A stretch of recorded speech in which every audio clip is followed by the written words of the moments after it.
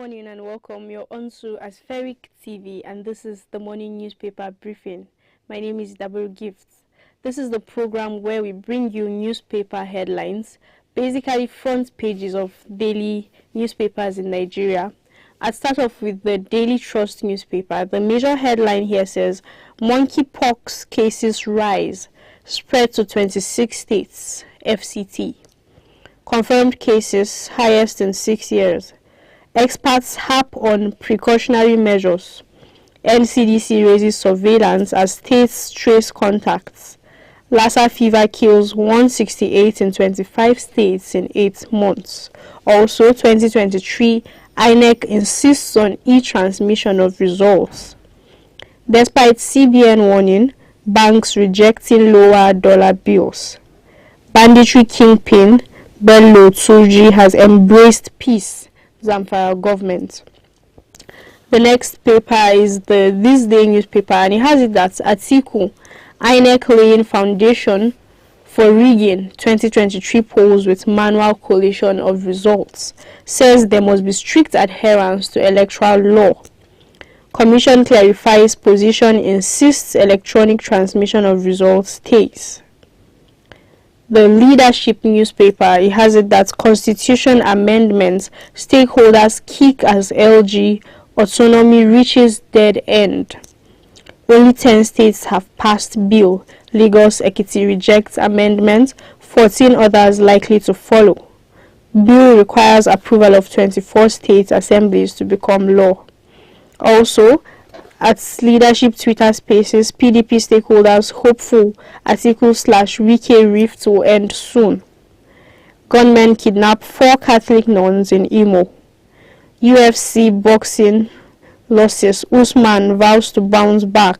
Joshua in emotional rant. The Daily Sun newspaper, it has it that confusion, shock over INEC manual results collation notice. IPAC, CSOs, Utomi, TMG, others warn commission. We will transmit results electronically, INEC. Also, IPOP blasts Miyetti Allah for linking Peter Obi to group's struggle. Aggrieved APC presidential aspirants, senators, revolt, accuse Tinubu Adamu of isolating stakeholders. The next newspaper is the Guardian newspaper, and it has it that stranded fund foreign airlines withdrawal to cost Nigeria $1.36 billion. 2 days to 5G rollout, MTN claims readiness, MAFAP targets January 2023. The Vanguard newspaper, it has it that strike, FG considering ban on ASU. To approach National Industrial Court, approves additional 100 billion naira to varsities. Register our union now, ASU's rival, Konua tells FG. Unpaid claims, NICOM moves to axe airing insurance firms. Also, PDP crisis, Atiku's camp may call Wike's bluff, announce campaign committee. The last newspaper is the Punch newspaper, and the major headline here says 578-day strikes, angry lecturers dumping varsities, ASU laments. Government's shoddy treatments, pushing lecturers out of varsity system, ASU president. 70% of bright, promising young lecturers leaving Nigeria, says Unilag ASU chair. Federal government to pay varsities managements 170 billion naira earned allowances, others. Also, military ends siege to Somali hotel, 21 dead. Ikoyi building, subscribers sue Lagos seek compensation. Also on the Punch newspaper, black marketer's wife, children die in Lagos explosion. 353 Kirikiri inmates on death row, says NCOS. Those are the newspaper headlines we have. I'll go on a short break. When I return, I'll introduce my guests and we'll be analyzing these newspapers with my guests. Please stay with us.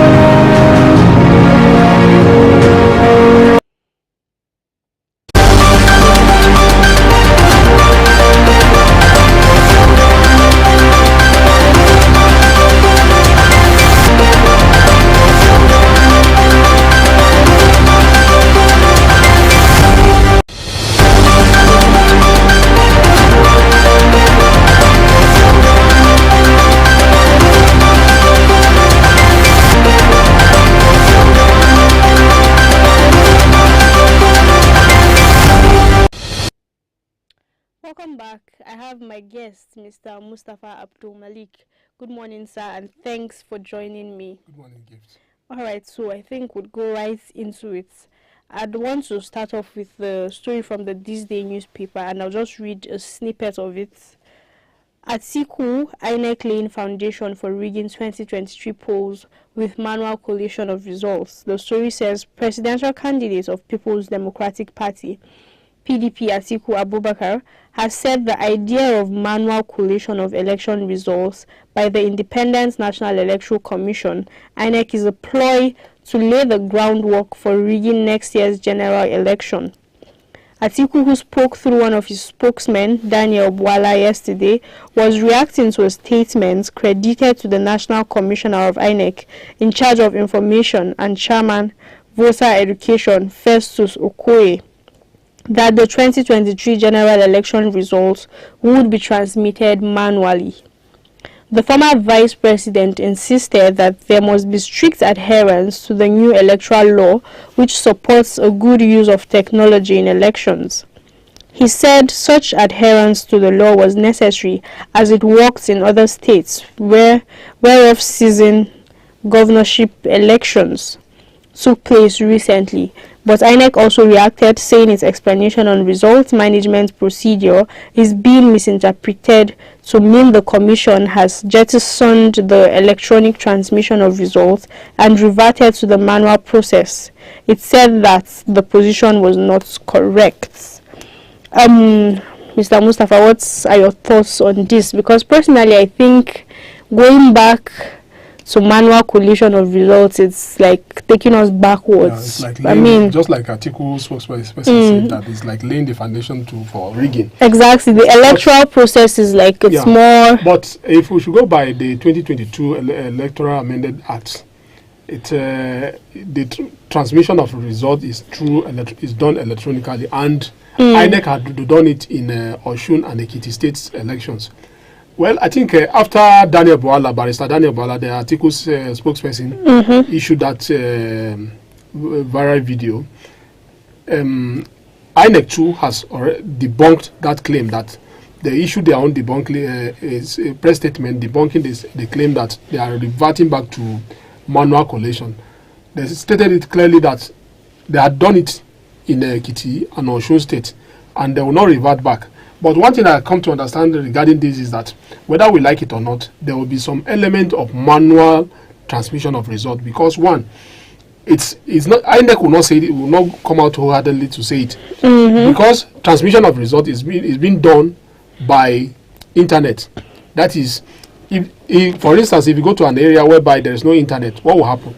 Or if the result is being transmitted through the internet and the network is failing, manually they will collect it and send. Of course. So, but we want a situation whereby at least 90% of the results should be transmitted through the internet, electronically. So, reverting back, whereby we have that old way of manual collation and transmission of the result. You know, in 2019 we had that issue. INEC keep on saying that they don't have anything like server whereby the result is being sent to the server. But eventually, up to the Supreme Court, until the Supreme Court now decide it otherwise. But the good thing about the 2022 amended Electoral Act is that there is provision for it, and the INEC cannot afford to revert back to it. I know quite okay, this is an electoral period whereby any step INEC decide to take, people will read meaning into it, and there will be suspicion, and that is exactly what Atiku camp had just done. So it's good. It's a good thing that they must blow the whistle. They blow the whistle ahead, so that if INEC is planning to do that, they must revert back to it. Else, we are going to deal with serious legal problem. Exactly. All right, moving on. Last week we saw in the news that Emirates airline was like packing out of Nigeria, literally. And then this headline says this movement of this foreign airlines is going to cost Nigeria $1.36 billion, which is a huge sum, and it's a sad one, I must say, because the state of the economy has gotten really bad, and it has affected these airlines to the point where they can no longer keep up, and then they have to pack their bags and probably move somewhere else. What do you think this says about Nigeria, and where does that leave us now? Well, to be candid to ourselves, we are in a very terrible situation. It's a terrible situation whereby Emirates Airline has already taken position that they will cease operation in Nigeria with effect from 1st of September. I think Ethiopia Airline and some other airline too, very soon too, they will issue their own too and follow suit. Well, what they are talking about, the main area that disagreement is that they have their fund amounting to almost about $500 million, which is stashed in the Nigerian bank here, and they want to withdraw their money based on dollar, whereby there's no adequate dollar to go around and service them, and that is the main gray area. And it means that by the time, take for instance like Emirates now, that cease operation now, if there is no other airlines now that will fly that route that Emirates is flying, it means Nigerians that are intending to travel to probably like Dubai from Nigeria. And a lot of Nigerians travel here. It means they will go to a neighboring country before they can fly to that route that Emirates Airline is covering. So that's what it means. It means Nigerians have to cough out enough money to embark on that. Well, whether we like it or not, some of this overseas travel here and there contribute to our GDP growth rate. What we should look at the absence of that. What will be the effect? That is what we are going to deal with. Well, whether we like it or not, this is a terrible time for Nigeria. We have been saying it before that look, Nigeria must look elsewhere to generate revenue. It's not about it's not only about oil. When we continue to deal on oil, whereby oil becomes our only monolithic, we are operating a monolithic economy whereby oil is only our source of revenue. That is why we are facing this problem here. Again, we continue to import. When you import, you are devaluing the naira. When you import, because you are not going to do importation through the naira, you are doing importation through the dollar. Whereby many Nigerians are looking for dollar, that is where we are having problem we are dealing with today. You discover that the importers want dollar. The person that want to go and import wrapper, virtually they need dollar, and that dollar is not there because we are having shortage of dollar.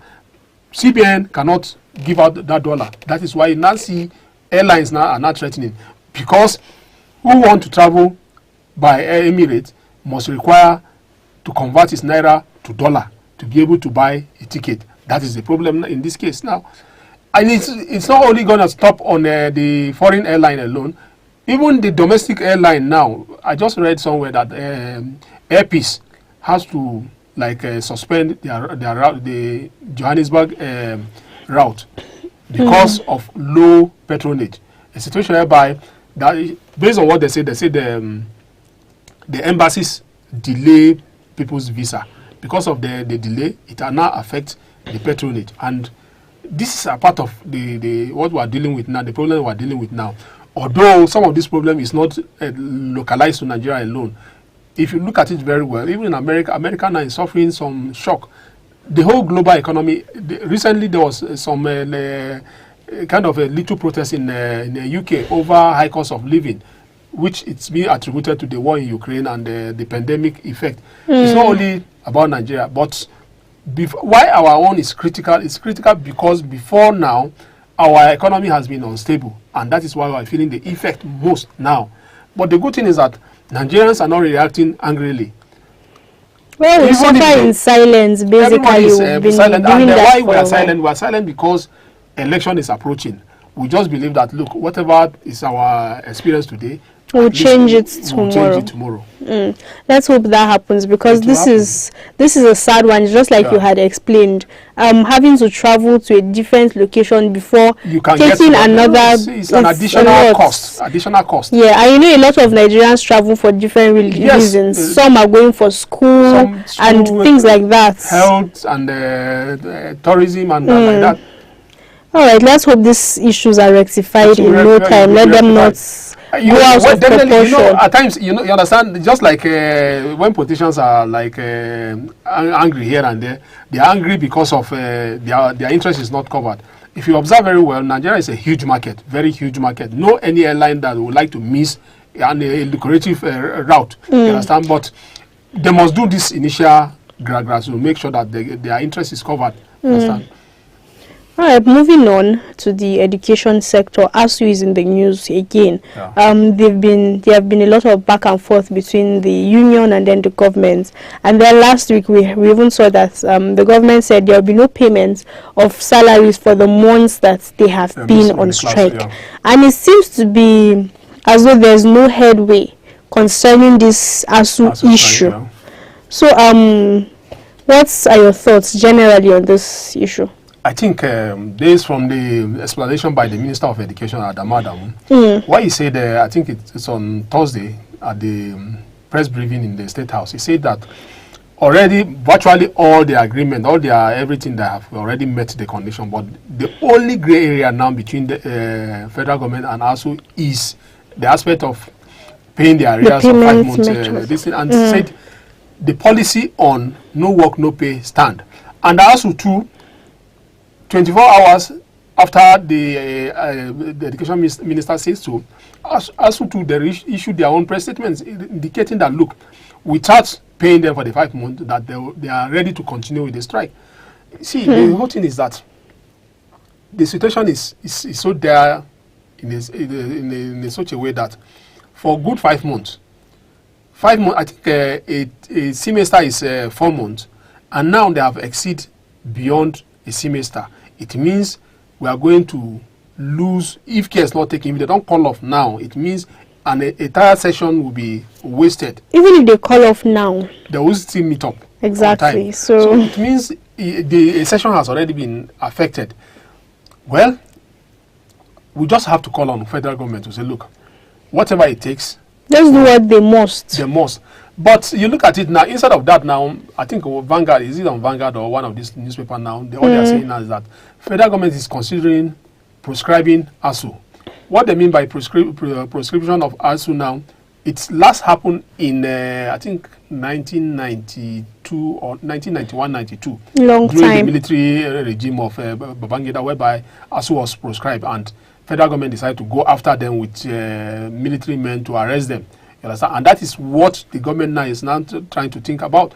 To me, it would be too draconian to go after, to prescribe ASU, let alone to go after them.